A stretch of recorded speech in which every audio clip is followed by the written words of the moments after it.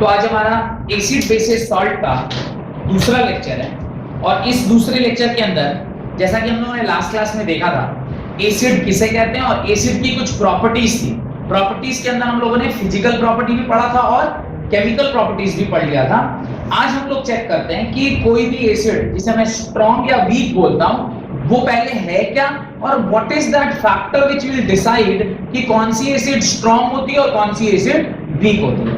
तो आप लिखना स्टार्ट करें, हेडिंग डालें strong and weak acid, strong and weak acid.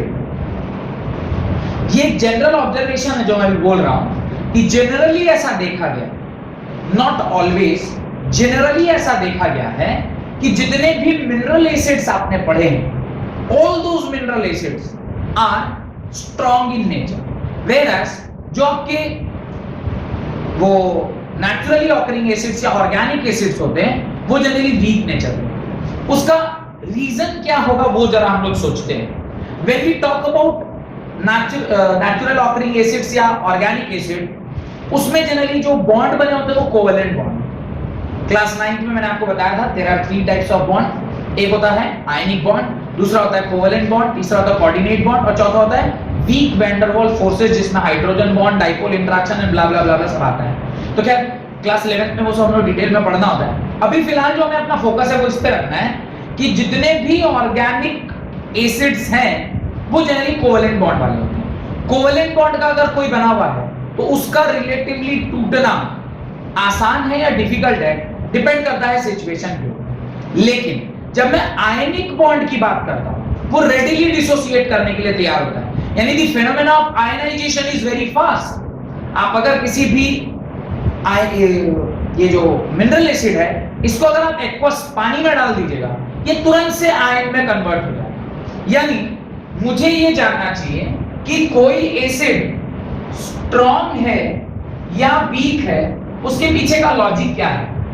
अगर वो स्ट्रॉन्ग एसिड है या वो वीक एसिड है उसके पीछे का जो लॉजिक है वो ये है कि इसका आयनाइजेशन जो प्रोसेस है, या मैं बोलूं the process of ionisation, PROCESS, process of ionisation, ये क्या है काफी ज्यादा फास्ट होता है। ये कैसा होता है? काफी ज्यादा फास्ट होता है।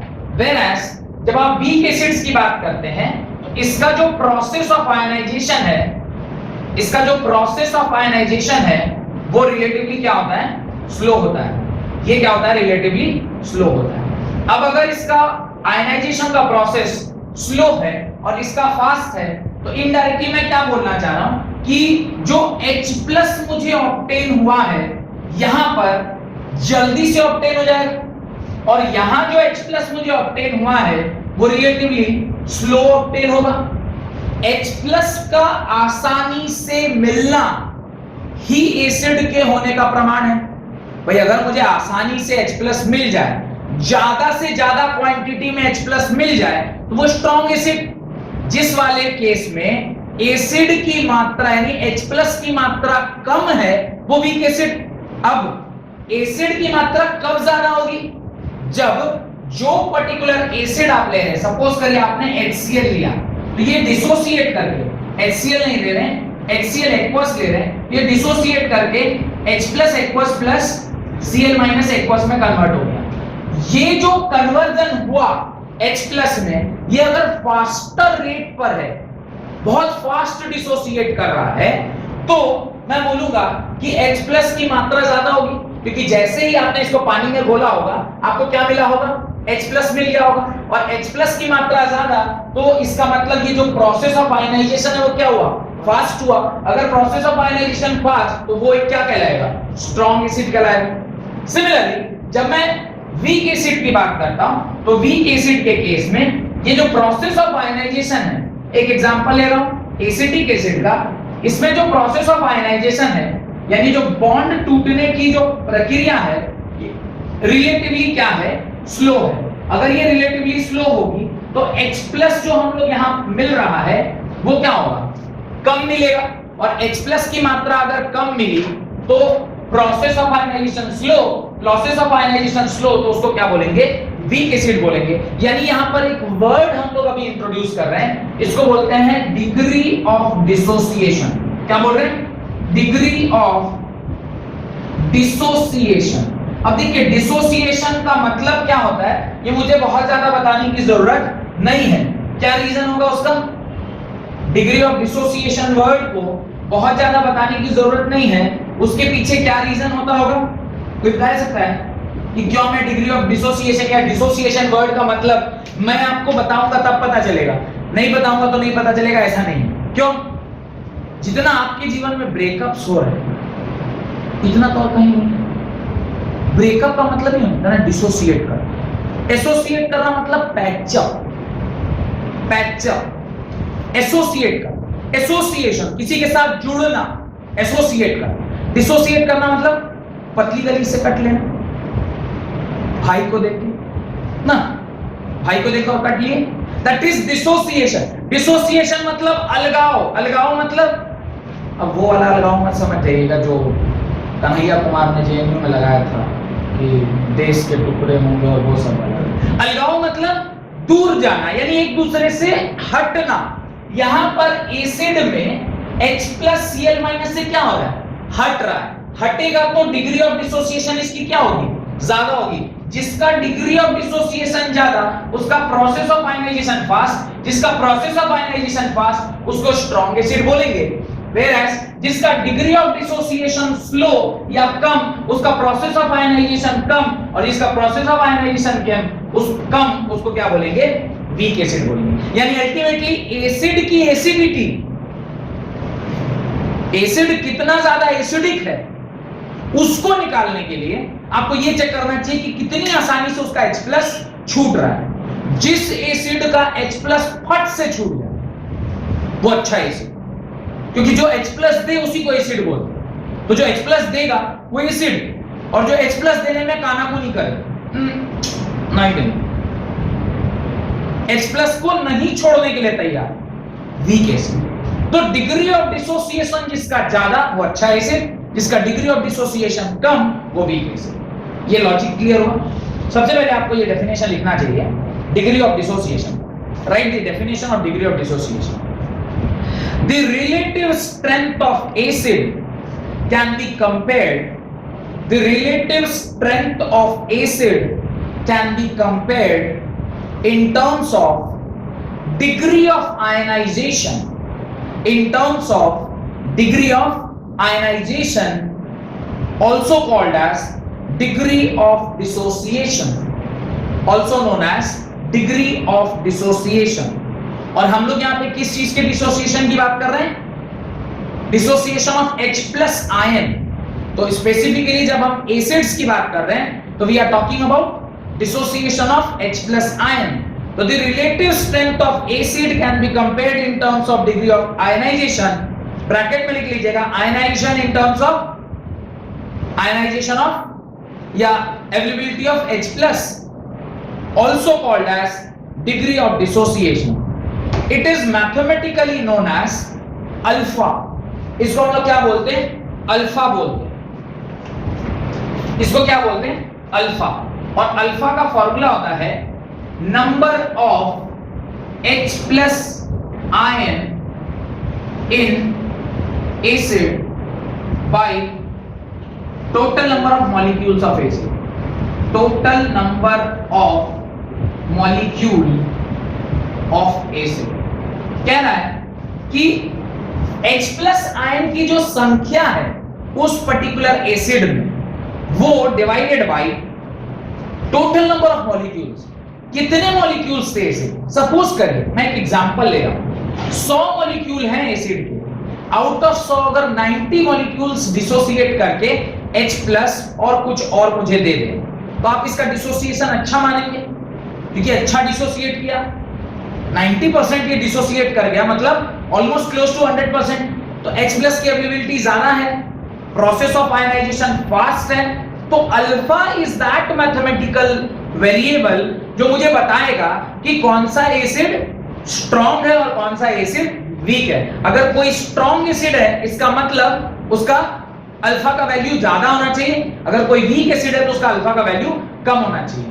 फॉर टेक एन एग्जांपल मैं ये बोल सकता हूं कि सपोज करिए मॉलिक्यूल 100 मॉलिक्यूल्स है, उसमें 90 मॉलिक्यूल ऐसे थे जो डिसोसिएट कर गए, तो मेरे पास 90 H+ आयन मिल गया, तो ये एक अच्छा डिसोसिएशन हुआ। 90/100 इज 0.9, 90% के आसपास का डिसोसिएशन। वेयरएज अगर 100 मॉलिक्यूल तो उसमें से मात्र 15 या 20 ही डिसोसिएट किया, मैं इसे अच्छा एसिड मानूंगा या बुरा एसिड यानी वीक एसिड मानूंगा?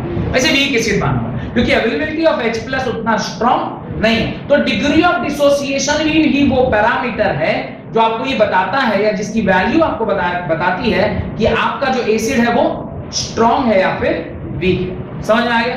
तो ये जो मैंने बोर्ड पर ये पटचित्र बनाया है, इसको आप अपनी कॉपी में बना लीजिए।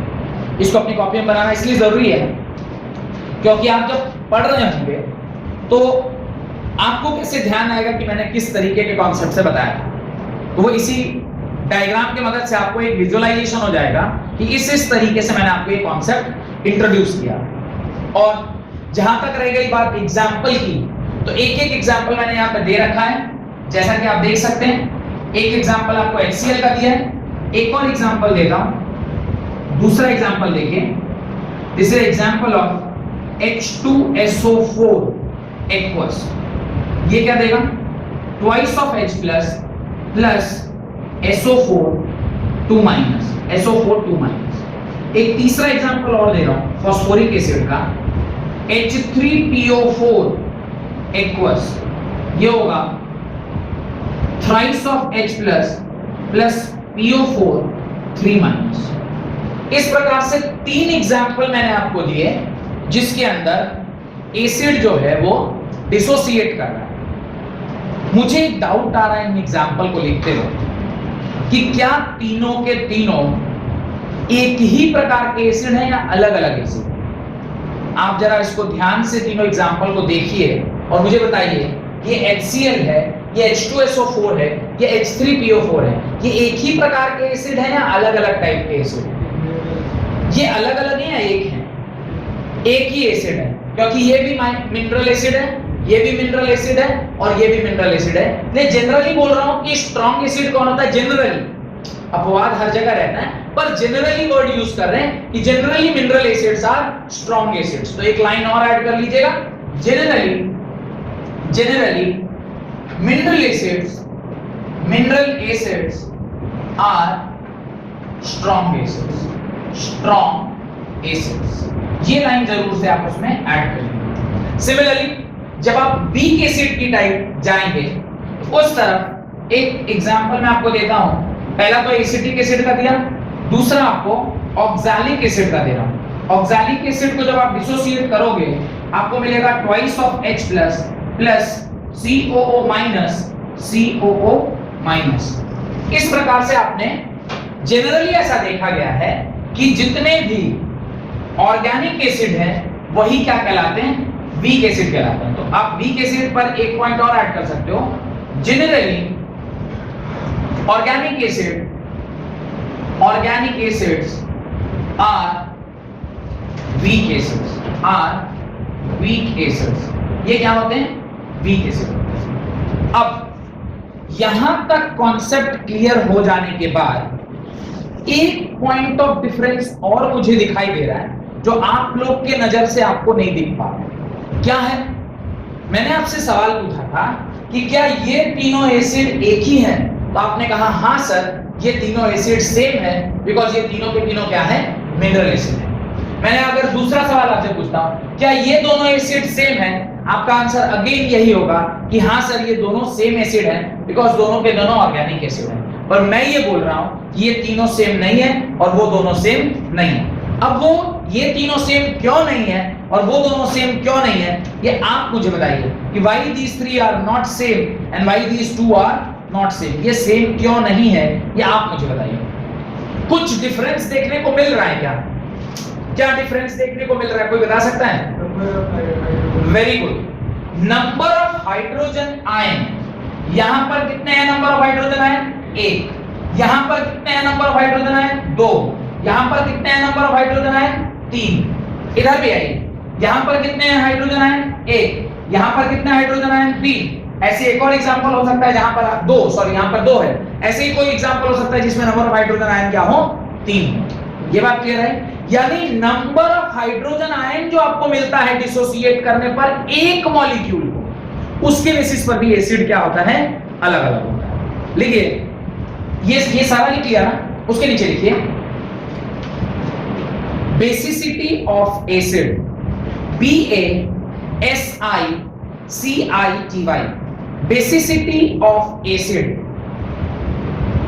एसिड की बेसिसिटी, ध्यान रखिएगा, एसिड की क्या होती है, बेसिसिटी होती है। अभी you are not that mature to understand कि एसिड की बेसिसिटी क्यों होती है, फिर भी मैं कोशिश करूंगा आपको समझाने का। There is a concept of conjugate acid and conjugate base, you might not be knowing it, पर आज नाम बोल रहा हूं, एटलीस्ट नाम तो ध्यान रहेगा। जब सीनियर 11-12 में आप जाएंगे और वहां साइंस लेंगे तो वहां पर ये नाम अगर आपको कोई बोलेगा तो बोले ना हमें तो सुना हुआ नाम है। कॉन्जुगेट एसिड और कॉन्जुगेट बेस का कॉन्सेप्ट होता है, जब कभी भी कोई एसिड डिसोसिएट करता है तो इस तरफ अगर वो एसिड है तो उसका जो काउंटर पार्ट है वो उस तरफ जाके क्या बन जाता है, कॉन्जुगेट एसिड या कॉन्जुगेट बेस। तो H प्लस उधर जाके क्या बनता है, कॉन्जुगेट बेस बनता है, और जो Cl माइनस है उधर जाके क्या बनता है, कॉन्जुगेट एसिड बनता है। एसिड का कॉन्जुगेट एसिड और कॉन्जुगेट बेस दूसरी साइड पे यानी प्रोडक्ट साइड पे मिलता है। इसलिए H प्लस चूंकि एक कॉन्जुगेट बेस है तो कितने ज्यादा H प्लस आपको मिले उसके बेसिस पे आप ये बेसिसिटी वर्ड उसके साथ लगा कि how much H plus you are getting. तो H प्लस जितने ज्यादा मिलेंगे उतने ज्यादा कॉन्जुगेट बेस, और कंजुगेट बेस से ही बेसिसिटी वर्ड हम लोग निकाले। तो मुझे कैसे पता चलेगा कौन सा अच्छा एसिड है, जो ज्यादा H प्लस दे। अब कोई 1 H प्लस दे रहा है एक मॉलिक्यूल में, कोई 2 H प्लस दे रहा है एक मॉलिक्यूल में, कोई 3 H प्लस दे रहा है एक मॉलिक्यूल में। नंबर ऑफ H प्लस किसमें ज्यादा होंगे, 3 वाले में। एक मॉलिक्यूल डिसोसिएट कर रहा है तो कितने H प्लस मिल रहे हैं, 3 H प्लस मिल रहे हैं। अगर 3 H प्लस मिल रहे हैं तो आपको संख्या ऑफ H प्लस 3 गुना हो गया, नहीं हो गया, वो और अच्छा एसिड कहलाएगा नहीं कहलाएगा, क्योंकि अल्टीमेटली डिग्री ऑफ डिसोसिएशन के साथ concentration of H plus is also condition, जिसमें ज्यादा से ज्यादा H प्लस मिले वो एक अच्छा एसिड। बात समझ आ रही है? तो इसको बोलते हैं basicity of acid. It is not called as acidity of acid, it is called as basicity of acid. क्यों it is called as basicity of acid आपको समझ में आ गया, बिकॉज़ जो H प्लस मिला है वो कंजुगेट बेस है, और कंजुगेट बेस जितना ज्यादा मिलेगा उसी हिसाब से उसकी बेसिसिटी बनती है। लेकिन the number of replaceable hydrogen, the number of replaceable hydrogen atom present in an acid, the number of replaceable hydrogen present in an acid which it can release when dissolved in water, the number of replaceable hydrogen atom present in an acid which it can release when dissolved in water or in aqueous solution is known as basicity of acid, BASICITY, basicity of acid। कितने replaceable hydrogen हैं, मतलब उस particular molecule में कितने hydrogen आप निकाल सकते हैं। HCl में कितने हाइड्रोजन आप निकाल सकते हैं, एक हाइड्रोजन, तो उसका नाम क्या होता है, mono basic acid.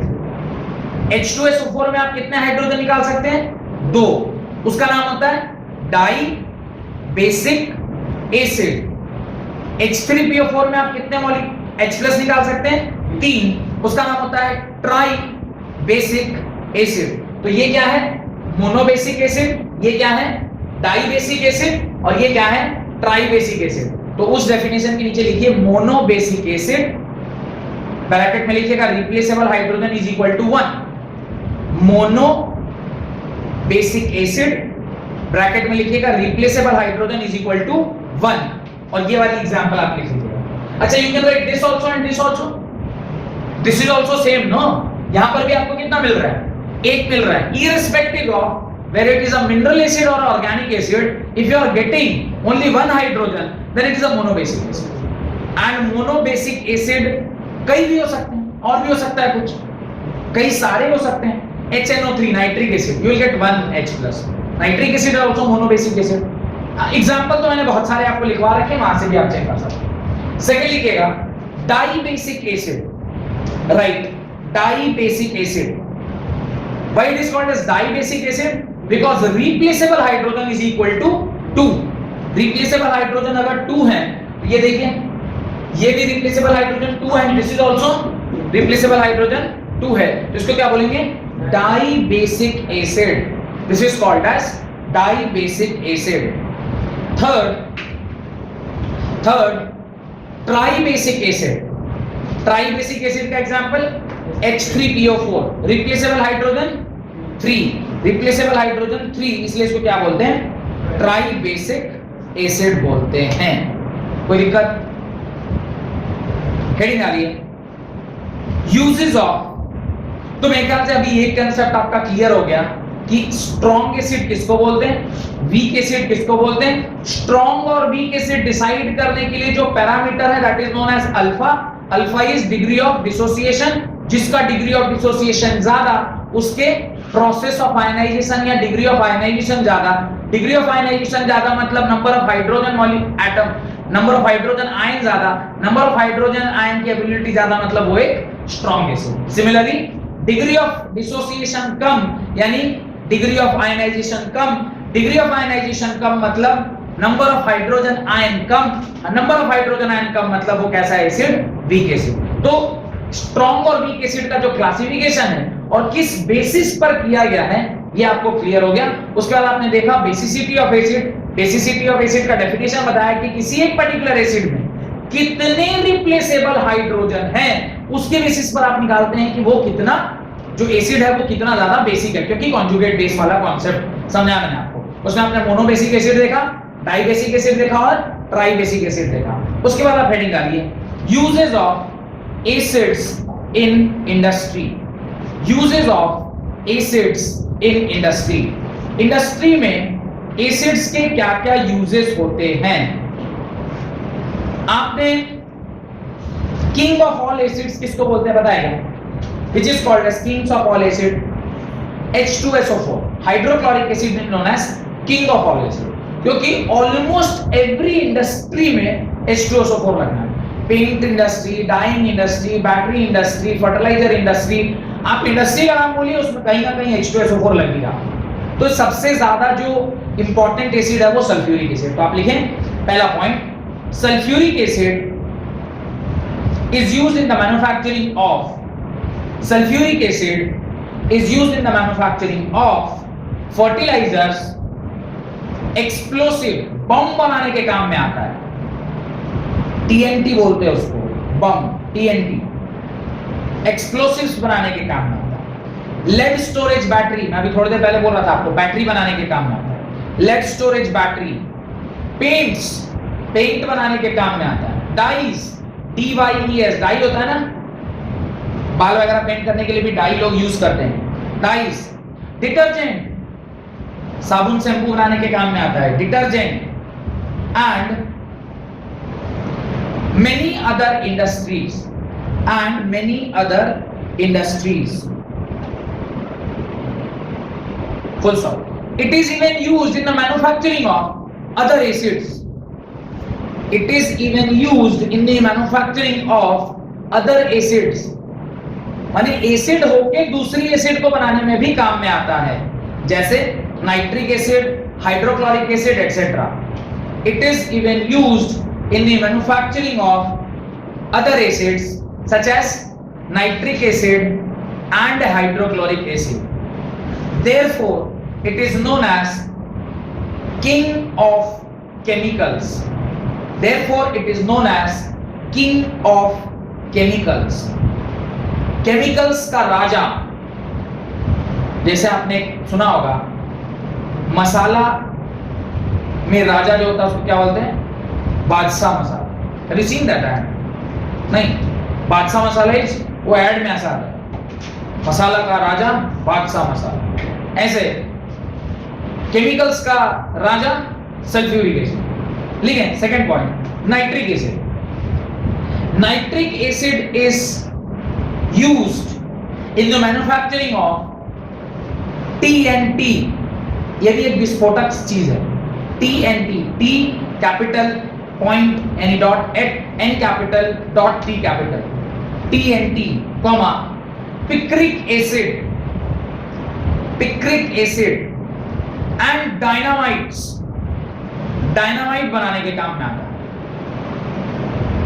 And dynamite, आप देखे होंगे, डायनामाइट इसलिए बोल रहा हूं, कई बार कोल माइंस वगैरह को उड़ाने के लिए डायनामाइट का प्रयोग किया जाता है, तो it is good for the society. और उसी बम को आप पाकिस्तान के ऊपर फेंक दें, उसी बम को आप चाइना के ऊपर फेंक दें, तो फिर वो डिस्ट्रक्टिव यूज ऑफ बम। और उसी बम से आप क्या कर रहे हैं, कोल माइंस को उड़ा रहे हैं ताकि आप वहां से कोल को एक्सट्रैक्ट कर, ताकि वो हमारे ह्यूमन वेलफेयर के काम आ सके, then it is good use of dynamite. पर हर चीज जिसके साथ कुछ पॉजिटिव होती है उसके साथ कुछ नेगेटिव होती है। वो आपने एक ऐसे जरूर लिखा होगा अभी तक के अपने जीवन में, फायर फ्रेंड एंड फो, सुने कि नहीं सुने? ये वाला ऐसे जरूर लिखवा, एक बार जरूर लिखने का मौका लगता है। फायर, आग जो है वो मित्र भी है और दुश्मन भी है। फायर फ्रेंड और फो, अच्छे कामों में लीजिए तो दोस्त है, खाना पकाइएगा, खाना खाइएगा तो दोस्त हो गया, और वही अगर किसी के जीवन में लगा दीजिएगा, किसी के घर में लगा दीजिएगा तो दुश्मन हो जाएगा। नहीं, खैर तीसरा पॉइंट लिखिए, अच्छा उसी में आगे लिखिए, full stop. Aqua regia, it is used in the manufacturing of aqua regia. What is aqua regia? पहले तो स्पेलिंग लिखिए, AQUA, एक्वारेजिया, REGIA। कोई बताएगा व्हाट इज एक्वारेजिया? किसने आज से पहले एक्वारेजिया का नाम सुना है? नहीं सुना नहीं होगा, लेकिन ये फेनोमेना ऐसा है कि आपने देखा जरूर। कहां देखा कोई? ये फेनोमेना आपने देखा होगा, आपकी मम्मी या आपकी बहन या आपकी वाइफ, मम्मी या बहन जिसकी वाइफ है उसकी वाइफ, मेरी है इसलिए वाइफ नहीं, तो आपकी मम्मी या बहन को आपने देखा होगा गोल्ड ऑर्नामेंट्स पहना। गोल्ड ऑर्नामेंट्स काला हो जाता है over a duration of time. चांदी ज्यादा काला होता है बिकॉज उसकी रिएक्टिविटी थोड़ी ज्यादा है, लेकिन platinum almost non reactive, takes hundreds of year. Gold बहुत कम रिएक्टिव, मे टेक 1 ईयर और 2 ईयर और 3 year. Silver is relatively more reactive, तो वो हो सकता है 3 महीना, 4 महीना, 6 महीना में काला हो जाता है। काला होने का मतलब होता है oxide formation, silver oxide form. आप उसको ले जाते हैं सोनार के पास, सोनार को इंग्लिश में बोलते हैं गोल्ड स्मिथ। गोल्ड स्मिथ को बोलते हैं भैया इसको जरा साफ कर दीजिए। हमने कभी देखा नहीं वो साफ कैसे करता है। अगर आप उसको देखेगा कि वो साफ कैसे करता है, वो आपके उस ऑर्नामेंट को एक सॉल्यूशन में डिप करेगा और उसको वहां से निकाल के फिर पानी या दूसरे सॉल्यूशन में डिप करता है और उसको साफ करके आपको दे देता है पोंछ पोंछ के।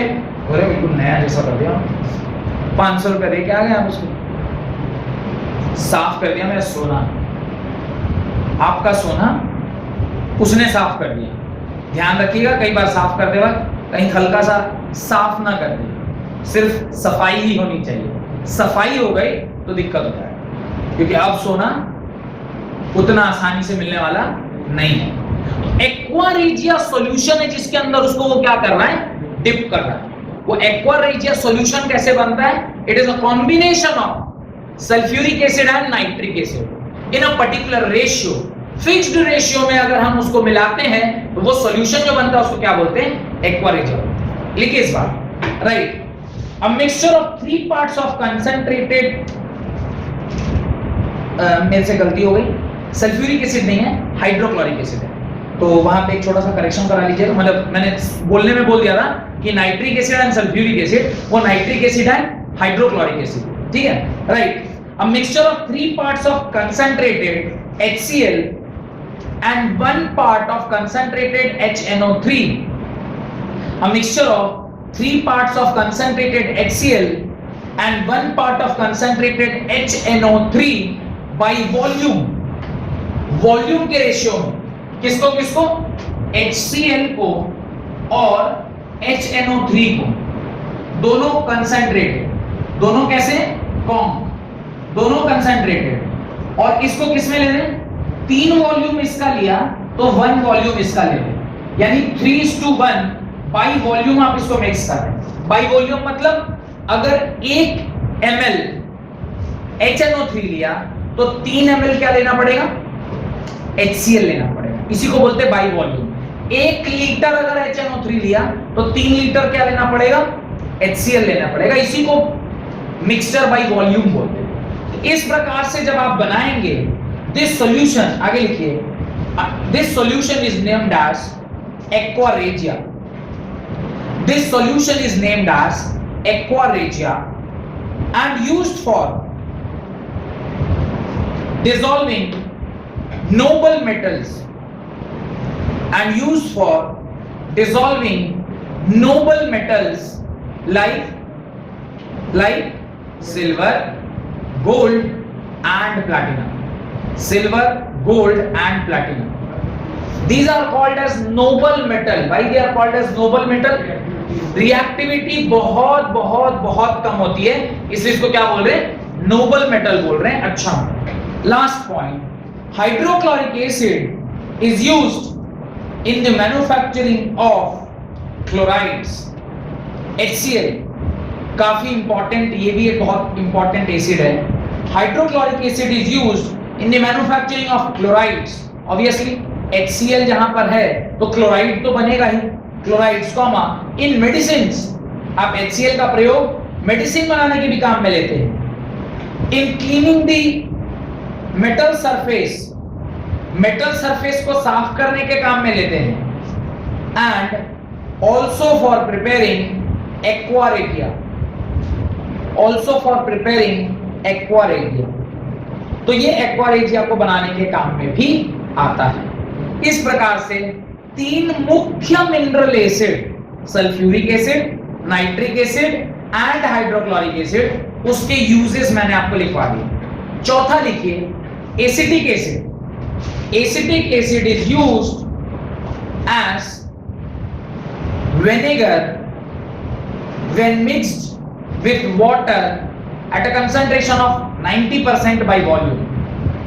Acetic acid CH3COOH is used as vinegar when mixed with water at 90% concentration by volume. 90% concentration by volume. 90 ml क्या होना चाहिए, CH3COOH एसिटिक एसिड, और 10 ml क्या होना चाहिए, पानी होना चाहिए। ऐसे मिक्सचर को क्या बोलते हैं, विनेगर बोलते हैं, और उसी को हम लोग क्या करते हैं, कंज्यूम करते हैं। बात समझ में आ गई? यहां तक लिख लेने के बाद राइट इंडिकेटर्स, हेडिंग डालिए, indicators for testing acid. Indicators for testing acid. Acid को टेस्ट करने के लिए जो इंडिकेटर्स यूज किए जाते हैं, मैंने आपको एक पॉइंट में प्रॉपर्टीज ऑफ एसिड में लिखवाया है कि इंडिकेटर्स क्या क्या थे। Litmus paper was an indicator, phenolphthalein was an indicator, methyl orange was an indicator. Indicator मतलब जो ये बताएं कि जो सॉल्यूशन आपने इसमें डाला है वो क्या है, एसिडिक है कि बेस है, तो इंडिकेटर्स उसी को बोलते हैं। There are 2 types of indicators. एक होता है नेचुरल इंडिकेटर, कुछ नेचुरल इंडिकेटर भी होते हैं, जैसे कैबेज का सॉल्यूशन, और फिर एक आध एग्जांपल और था जहां पे आपको ये पता चलता है कि उसका कलर अगर चेंज होता है तो उससे भी हम पता करते हैं। और एक होता है केमिकल इंडिकेटर, जो हम लोग कहां से लाते हैं, केमिकल से बनाते हैं, जो हम लोग कहां से लाते हैं, केमिकल से बनाते हैं। तो लिखिए इंडिकेटर का डेफिनेशन लिखिए, right. The chemist have developed a substance known as indicator.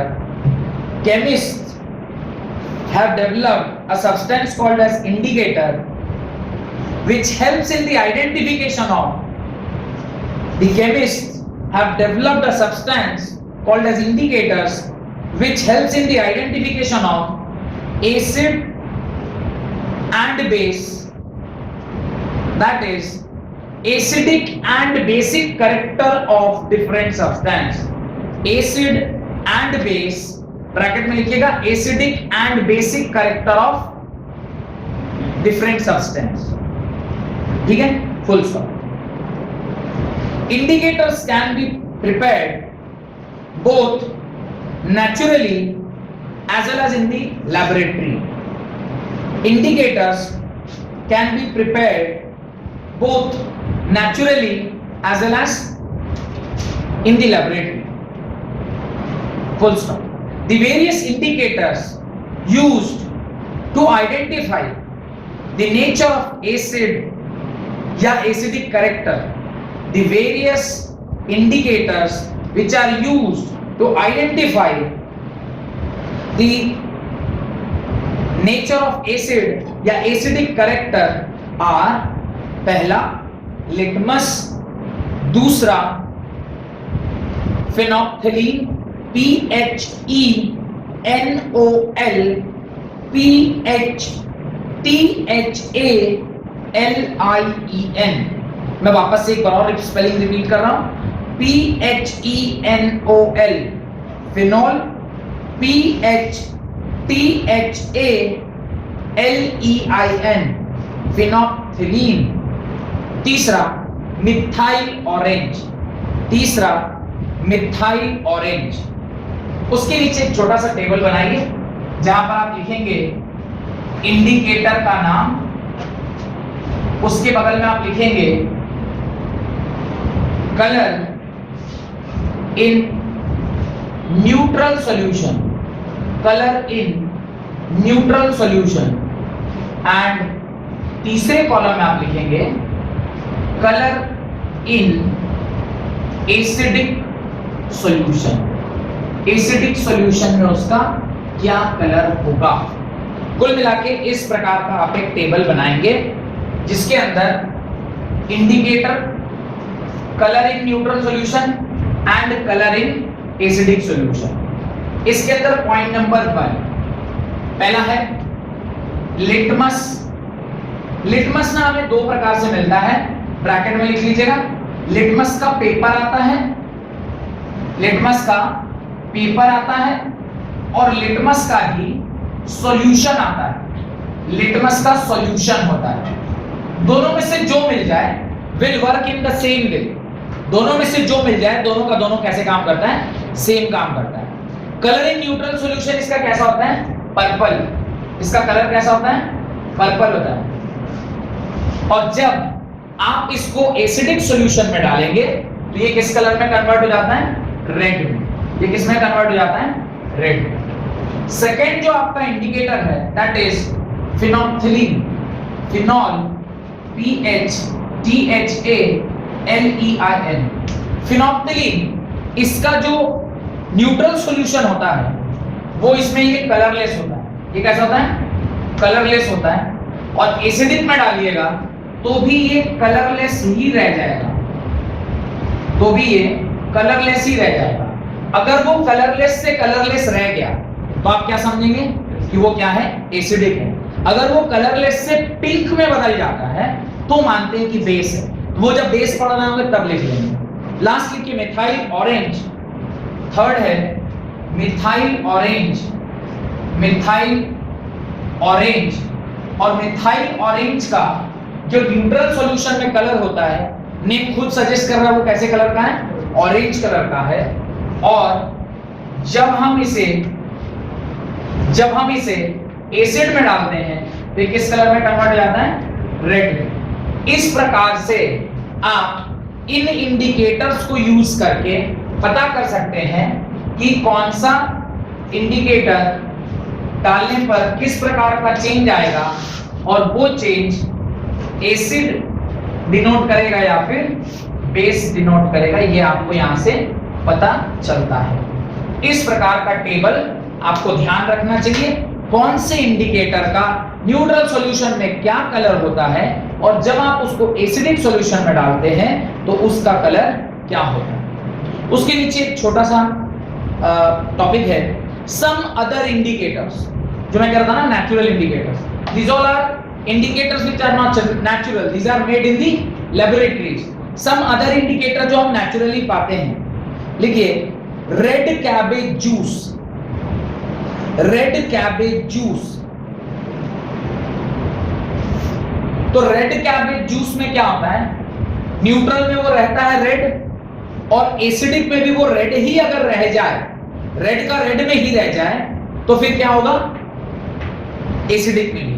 तो आप यहां पे लिखे होंगे क्या लिखा होगा, नेचुरल इंडिकेटर्स। उसके बाद 3 के बाद लिख दीजिए 4, और 4 में लिखिए रेड कैबेज जूस, यहां पे लिखिएगा colour in neutral solution red, और जो चेंज हो गया वापस से रेड, तो फोर्थ आपका ये हो गया, ये नेचुरल इंडिकेटर है। फिफ्थ लिखिए turmeric juice. Turmeric juice, turmeric juice क्या है? हल्दी का जूस। हल्दी अगर है तो इसका मतलब उसका कलर क्या होगा? येलो। तो ये येलो, तो आप लिखिए टर्मरिक जूस, ओरिजिनल उसका क्या कलर है? येलो। अगर वो येलो में ही रह जाए तो इसका क्या मतलब है? Acidic solution. अगर वो येलो में ही रह जाए तो उसे क्या बोलते हैं? Acidic solution. Last olfactory indicator. Olfactory, OLFACTORY,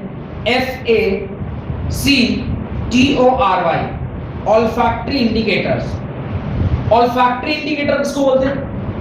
olfactory मतलब स्मेल, स्मेलिंग सेंस। आप स्मेल से भी बता सकते हैं कि ये जो पर्टिकुलर सब्सटेंस है वो एसिडिक है कि नहीं।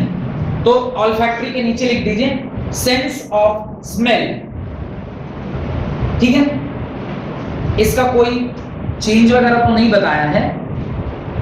ओनियन, वेनिला, क्लोव ऑयल, ये कुछ ऑल्फैक्टरी इंडिकेटर्स हैं, ठीक है। उसके नीचे लिखिए ऑल्फैक्टरी इंडिकेटर्स के अंदर पॉइंट नंबर 1 डालिए। Right, point number 1, vanilla. Vanilla has pleasant smell. Vanilla का स्मेल कैसा होता है? प्लीजेंट होता है। वेनिला वाला आइसक्रीम में हम लोग खाते हैं नहीं। जब आप उसमें बेस मिला दीजिएगा वेनिला में, तो उसका जो प्लीजेंट स्मेल है वो क्या हो जाएगा? कम हो जाएगा। तो आप क्या बोलेंगे कि इसकी एसिडिक स्ट्रेंथ क्या हो गई? कम हो गई। तो अगर उसका स्मेल जो आ रहा था वेनिले का वो अगर कम करना है तो उसको क्या कर दीजिए? बेस ऐड कर दीजिए। सिमिलरली जो अमाउंट ऑफ हाइड्रोक्लोरिक एसिड है, अगर आप वेनिला में हाइड्रोक्लोरिक एसिड डालिएगा उसके स्मेल में कोई फर्क नहीं पड़ेगा। इस तरह से सूंघ के आप ये पता कर सकते हैं कि ये एसिडिक है कि नहीं। तो वेनिला का एग्जांपल ये ध्यान रखिएगा, वेनिला में जब आप एसिड डालते हैं तो उसका स्मेल में कोई चेंज नहीं आता है। वेनिला में जब आप बेस डालते हैं तो उसका स्मेल कम हो जाता है। तो स्मेल से भी आप पता कर सकते हैं कि जो सब्सटेंस है वो एसिड है कि नहीं है। यहां तक समझने के बाद आपको हेडिंग डालना चाहिए बेस। बेबी को बेस पसंद है। अगले क्लास में बढ़ेंगे, ठीक है। तो यहां तक रखते हैं। बहुत बहुत धन्यवाद आज की क्लास अटेंड करने के लिए। नेक्स्ट क्लास में हम लोग बेस स्टार्ट करेंगे and then will proceed to the salt part of